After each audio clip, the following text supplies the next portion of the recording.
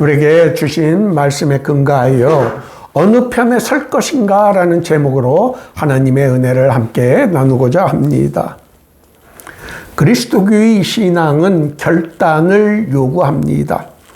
결단이 없는 신앙은 올바른 그리스도인의 신앙이라고 볼 수 없습니다. 그 결단은 누구의 편에 설 것이고 누구를 섬길 것인지를 결정하는 것입니다. 오늘 본문 말씀이 그것을 잘 가르쳐 줍니다.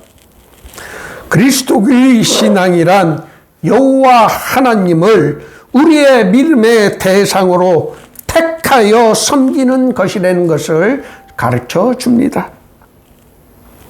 여호수아는 모세의 뒤를 이은 지도자였습니다.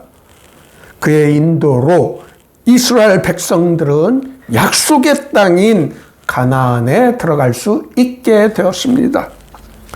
약속의 땅을 눈앞에 두고 하나님께서는 모세에게 각 지파에서 한 명씩 모두 12명을 뽑아 그들이 약속의 땅을 40일 동안 정탐하고 돌아와 이스라엘에게 보고하도록 하였습니다.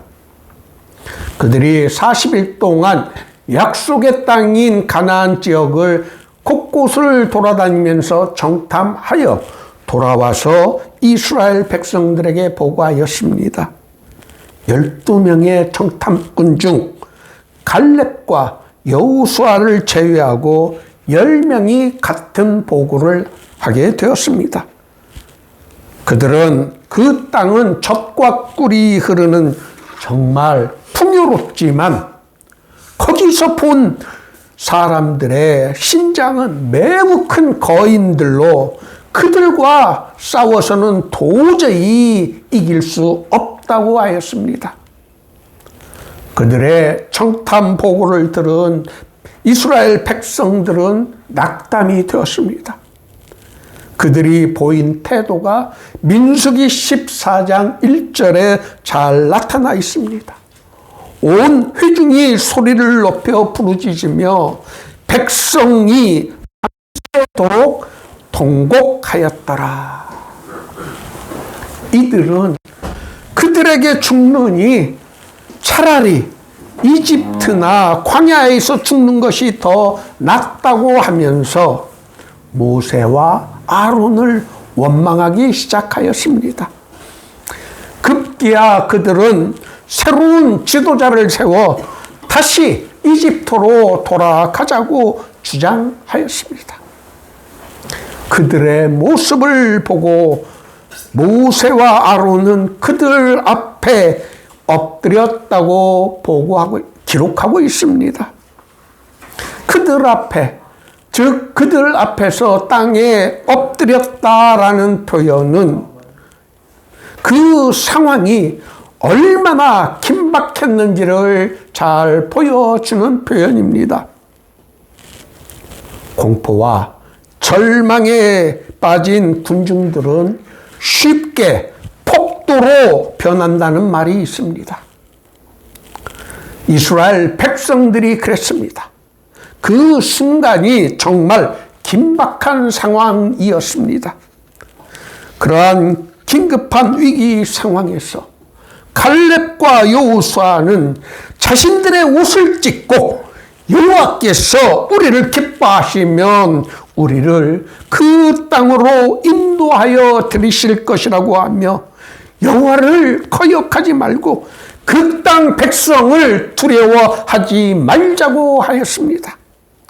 그러자 화가 난 군중들은 돌을 들어 그들을 치려고 하였습니다. 자칫하면 갈렙과 여호수아가 목숨을 잃을지 모르는 위험한 상황이 되었습니다. 그러자 그때 여호와의 영광이 흠악에서 이스라엘 모든 자손에게 나타났습니다. 하나님께서는 모세에게 이 백성이 어느 때까지 나를 멸시하겠느냐, 내가 그들 중에 많은 이적을 행하였으나 어느 때까지 나를 믿지 않겠느냐라고 하시면서 온 이스라엘 백성들을 전염병에 돌게 하여서 다 죽이겠다고 말씀하셨습니다. 그러자 모세가 하나님께 여호와께서 이 백성에게 주기로 맹세한 땅에 인도할 능력이 없어서 광야에서 모든 백성을 다 죽였다고 사람들은 말하게 될 것이라고 하면서 이 백성의 죄악을 사하여 주실 것을 하나님께 애원하였습니다. 그러자 하나님께서는 마음을 바꾸셔 이스라엘 백성들에게 내리기로 한 전염병을 내리는 대신에 정탐꾼들이 정탐한 날수 40일에 하루를 1년으로 쳐서 이스라엘 백성들이 40년 동안 광야에서 헤매다가 소멸토록 하겠다고 말씀하셨습니다. 이집트를 탈출할 때 20세 이상의 성인들 중 오직 여호수아와 칼렙을 빼고 모두 40년 동안 광야에서 죽게 되었습니다. 약속의 땅인 가나안 땅에 들어갈 수 있었던 사람은 출애굽할 때 20살 미만이었던 사람들과 넘었던 사람들 중에서는 오직 여호수아와 갈렙뿐이었습니다. 이스라엘 백성들이 왜 이런 벌을 받게 되었을까요? 하나님의 능력을 의심하고 하나님을 하나님으로 믿지 못하였기 때문이었습니다. 그렇게 인생에서 철두철미하게 하나님을 믿고 순종하였던 여호수아가 자신의 인생의 마지막에서 이스라엘 백성들에게 당부하는 것이 어느 신을 섬길 것인지를 택하라고 하였습니다. 그는 오직 나와 내 집은 여호와를 섬기겠다고 말하자 온 이스라엘 백성들도 우리가 결탄코 여호와를 버리지 않을 것이며 또 다른 신들을 섬기지 않겠다고 하였습니다.